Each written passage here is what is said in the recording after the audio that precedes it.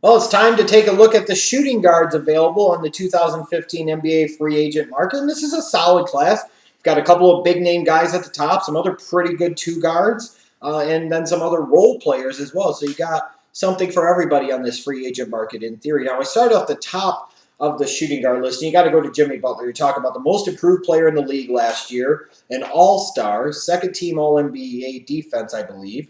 You're talking about a guy that is one of the best two-way players in all of the National Basketball Association, who's only 25 years of age, that hasn't even entered, in theory, into the peak years of his career. He's about to get paid and get paid a lot. No matter how much Jimmy Butler might want to set himself up for short-term flexibility by trying to get some type of one-year offer sheet so that way he can hit the market again as an unrestricted free agent next year, it ain't happening. The Bulls made sure of that. They gave not only their qualifying offer, making him a restricted free agent, but they gave him a max qualifying offer, which means is even if a team like the Lakers or somebody else comes in and tries to swoop and give Jimmy Butler a max deal, the Bulls have made it known that they're going to match anything. The best Jimmy Butler could hope for at this point in time is maybe a 5-year max deal with an opt-out after 3 years. Bad luck and timing for him in the sense that he was a free agent 1 year too early. As if he would have been able to wait till next year, he'd have been an unrestricted free agent, and then potentially all hell could have broke loose in terms of the marketplace for him. But Jimmy Butler, even though he's a free agent in theory, it's hard to envision any scenario possible where he's not a Chicago Bull for this upcoming season. Similar to Dwyane Wade with Miami. I mean, here is the player that has represented the Miami Heat for over a decade now. The Miami Heat are Dwyane Wade's organization. And after so many years of putting himself a bit on the back burner for the greater good, taking less money so they could bring in guys like LeBron and Chris Bosh and so on and so forth. Dwyane Wade at 33 years of age is wondering what his options are, and he wants to get himself paid as much as possible. And I don't blame him. He should try and get paid as much as he possibly can. He sacrificed quite a bit financially over the years in terms of guaranteed contract dollars in order to make it work for the greater good. He's got his 3 rings. He's 33 years of age. He's, for all intents and purposes, got one massive big contract left in him. It's time for him to get it. At the end of the day, do I believe he'll end up with the Cavaliers? No matter what his daddy's wearing for a t-shirt, or the Lakers or the Bulls or anybody, no. Dwyane Wade, I'm sure, will be back with the Miami Heat. Nobody can pay him more. Nobody will have the desire to pay him more. And at the end of the day, the Miami Heat are still a pretty good situation and a pretty good, well-run organization with some talent in the fold. It's all posturing at this point in time. However, you start going down the list, you have some two guards that could potentially be on the move. It looks like Arron Afflalo might end up with the New York Knicks. It seems to be a good systematic fit in terms of what the Knicks like to do in terms of the triangle. Although, what I've heard in terms of reports of what they're paying Afflalo is a bit mind-boggling, 12, 13 million a year, good God. Monta Ellis is somebody that I fully expect to not be back with the Dallas Mavericks, although stranger things have happened. I think they'll want to take that money and invest it somewhere else, especially down low in a guy like DeAndre Jordan. But you look at a guy like Monta Ellis, he's going to have some potential suitors, I think most especially in the Eastern Conference. He is a guy that can bring scoring punch to your backcourt, especially if you have a competent point guard on the defensive end.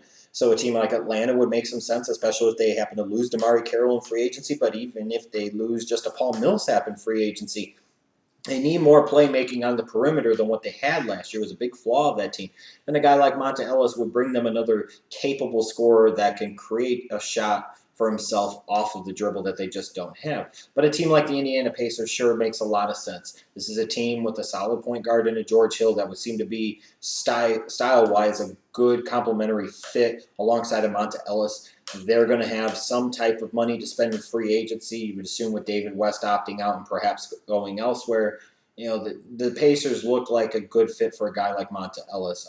Wesley Matthews is a name you'll hear about quite a bit. He was a guy that seemed headed towards a big payday before he blew out his Achilles late in the year, but even still is going to be looking for a big payday, and he may very well get it. A team like the Dallas Mavericks might be pursuing him as an option, but when you look at Matthews, I think his best option at this point in time is going to be staying with the Blazers. I don't think anybody will end up paying him more money. I just find it hard to believe that anybody else would give him 14 or 15 million a year coming off of a torn Achilles.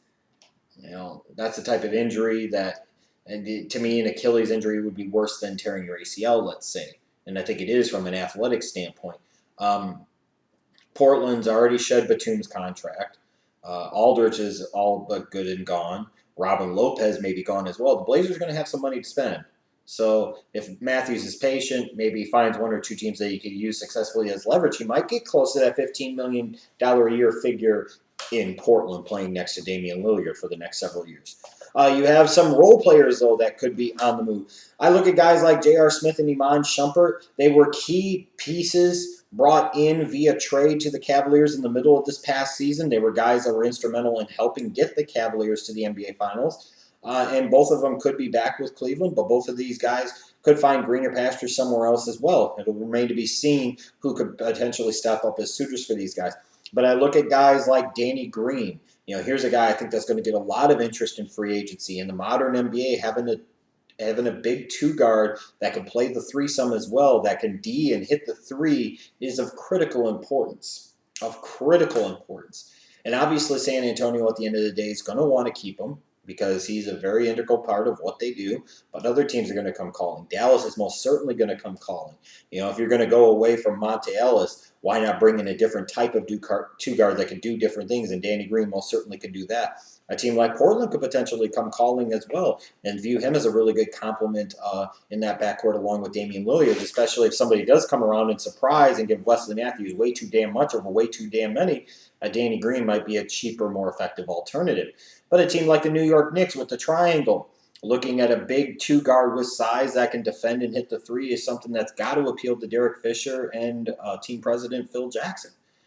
Danny Green's going to be a big name to watch in terms of free agency. He's not a star, but he could be a difference maker for a team that brings him in via free agency, similar to a guy like Lou Williams. At the end of the day, I expect him to stay in Toronto, but here's a versatile role-playing guard that can put the ball in the hoop, and that is at a premium, as always, in the NBA. So, teams like the Knicks could come calling. A team like Sacramento with some cap space could come calling as well, with the promise of giving them more opportunities, more minutes, more points to score.